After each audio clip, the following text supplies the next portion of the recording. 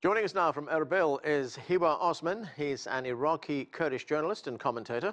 Also with us is Abbas Kadhim. He's a senior fellow at the Foreign Policy Institute with Johns Hopkins School of Advanced International Studies. From London via Skype, we're joined by Ammar Waqqaf. He's the founder and director of Gnosos, a think tank focusing on Syria, and David Adesnik is the director of research at the Foundation for Defense of Democracies right here in Washington, D.C. Thanks to all of you for joining us. Ammar, let me start with you. Raqqa was the self-styled capital of the ISIS caliphate. Now it's fallen to Kurdish Syrian Democratic Forces. What can you tell us about the situation in the city right now? Well, what we understand is that there is a huge shortage of infrastructure and humanitarian aid. We understand that Daesh has been eliminated, pretty much altogether. And we're just waiting for the city to be prepared, in a sense, so that people could start going back to their ordinary lives. That's roughly the situation over there. Abbas, ISIL suffered a big blow with the fall of Mosul in Iraq. What is the situation in Mosul right now? Mosul is much better with the security situation. The Iraqi forces are in control. But of course, there is the greatest problem is with the destruction that happened, especially on the western side of Mosul, the old city. And also, a lot of the population of Mosul is displaced right now between Kurdistan and other areas. So this is the greatest challenge. But security-wise, it is pretty much in control, the Iraqi forces and the Iraqi government. And I suppose a big challenge will also be moving people back into Mosul, as will people be moving back into Raqqa as well. You need to have the city, and it's a very large populated city, and you really need to have it habitable for people. A lot of ordinances and a lot of IEDs that are still to be cleaned, a lot of landmines, and also the area itself, services and houses, is not ready for getting people back. So there is a big challenge, and it needs a lot of money and effort. Hiwa Osman, ISIS still holds some areas across the Syria-Iraq border, also in Anbar province. Can this region ever be free of ISIS, or will they always have a presence there? No, I think this is the last areas that ISIS will control, and as we speak, an operation is underway, announced by the Prime Minister, Mr. Haider al-Abadi, to take them out of these areas. They're in areas like Al-Bukmal and Al-Qaim and these other areas. They're more to the southern part of the border between Iraq and Syria. And I think it will be only a matter of time for them to be routed out of there. But it may need some cooperation between Iraq and Syria over this, because the deal that took place that brought them from the Lebanese border, those extremist elements from the Lebanese border to Abu Kamal, could present some challenges to the Iraqis in the future. David, given the nature of this kind of war, can a group like ISIL ever be defeated? You know, there was the Iraqi writer and analyst Hisham al-Hasham, who told the Associated Press recently that there are an estimated 8,000 ISIL militants in Iraq's Anbar province, whom he said, quote, will melt away like salt in water to return another day. I think that's possible. I think we need to look back to the history of the last 15 years and see how groups have changed name, people have changed affiliation. That after the U.S. began to withdraw its forces, completed in 2011, people thought that the ISIS forerunner, al-Qaeda in Iraq, had been devastated and wasn't making a comeback. Of course, it transformed itself through a complicated process into the Islamic State. So something that has been beaten back can return with even greater force. And part of the question is, will the United States finish the job? Will the coalition finish the job? And will others turn to pursuits that create conflict and give the terrorists an opportunity? After all, it was the extremely oppressive and partisan sectarian governance of Nouri al-Maliki that gave them an opportunity, and others as well.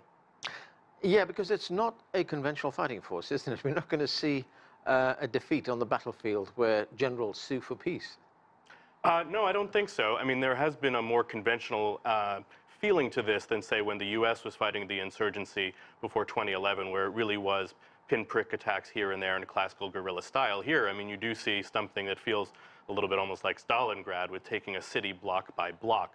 And because you really have a local force rather than the much more high-tech American force, it has more of a conventional aspect to it.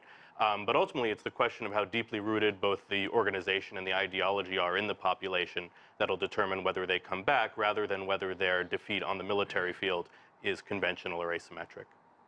Ammar, as you pointed out a moment ago, the people of Raqqa want to return to the city. They want to return to their homes, but we hear reports that 80% of Raqqa has been destroyed, that the city is covered in many places with landmines.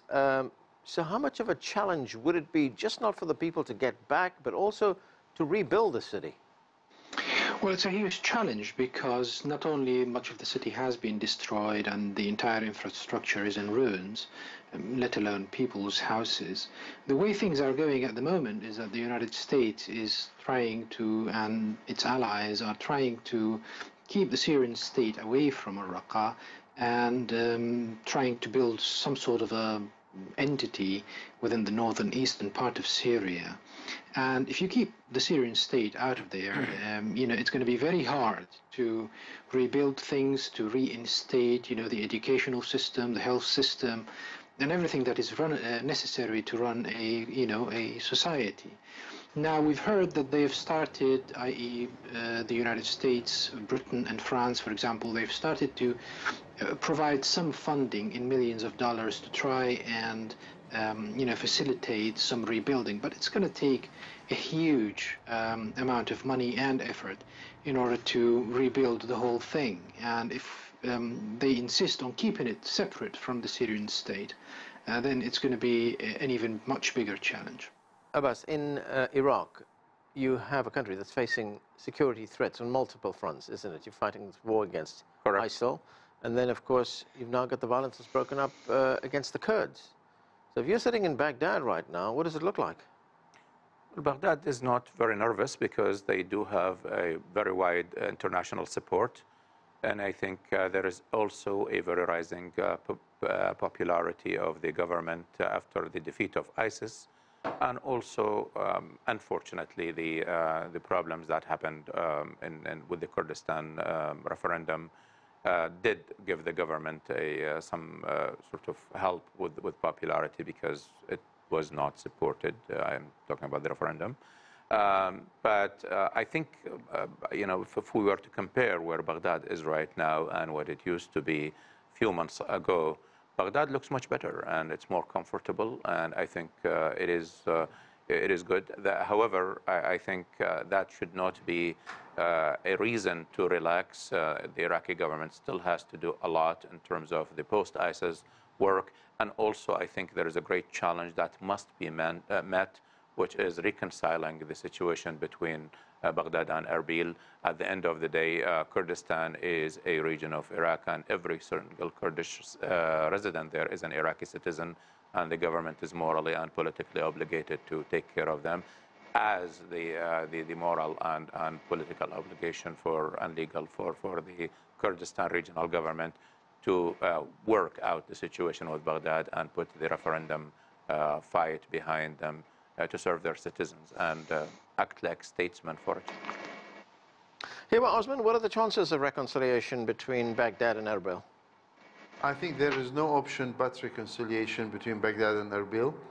Baghdad has to be careful that with the military victory over ISIS and the military redeployment in the areas to the south of the Kurdistan region, the disputed territories, it could get a sense of military victory, and that could make them not see the full picture very clearly. The challenges for Baghdad today is, first of all, a political plan for the areas that were taken from ISIS and a negotiation plan with the Kurdish region that includes national reconciliation.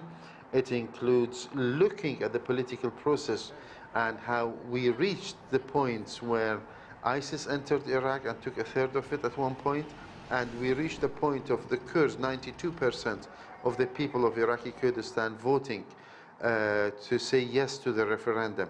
These are real issues that Baghdad needs to address if they want to be a true government that represents everybody, and this is in addition to to a good economic plan and services for these areas. These are all things that that will very soon be on the table of the Prime Minister of Iraq, Mr. Haider al-Abadi, and if he does not have a concrete plan for all of these portfolios, I'm afraid the sense of military victory will not last, and we could get back into the cycle of unrest, Right. or not getting a good results out of or not investing well in the current progress that he made. Here, just one point on that referendum or independence vote that you talked about. The Kurdish leader Masoud Barzani is now saying that he's prepared to freeze the outcome of that vote. Would it be fair to say then that any calls for full independence is off the table? It will really depend on what the deal will be with Baghdad. If they get a good deal with Baghdad, it may delay or it may put it off on the shelf for now, the calls for independence. If the talks with Baghdad failed, then someone like Mr. Barzani or the others who were calling for the referendum and the independence will say, "See, didn't we say so?" So it will really depend on how Baghdad will handle the issue of the referendum. The Kurdistan regional government, the local government in the region, made a proposal to freeze the results of the referendum and to postpone them for now in order to allow for talks with Baghdad. And they are waiting for Baghdad's results. Today there was an initial rejection of that, and they said you need to cancel the election results, and this will be almost impossible to do. So we are still waiting for the moment of breakthrough in starting the talks between Erbil and Baghdad.